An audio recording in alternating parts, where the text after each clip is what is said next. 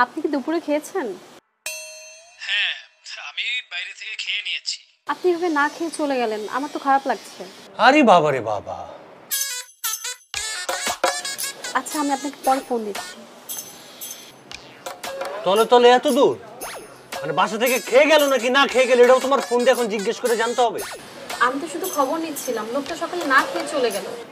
তোমার ওর জন্য এত কিসের কেয়ার, এত ভালোবাসা উতলাই পড়তেছে কেন?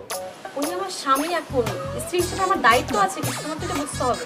ও শুধুমাত্র নামে স্বামী, কাজে না।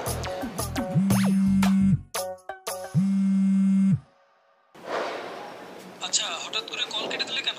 তুমি খেয়েছো? এই এই ওই খাইলো কি না খাইলো এটার খোঁজ খবর তোর নিতে হবে কেন? তুই তোর কাজ কর, ফোন রাখ। তুমি সবসময় খাটাসের মতো ব্যবহার করো, এই জন্য তোমাকে ভালো লাগে না। তোমার বন্ধু তো অ্যাটলিস্ট আমাকে জিজ্ঞাসা করছে আমি খেয়েছি কিনা। তুমি বাসা থেকে আমাকে জিজ্ঞাসা করছো?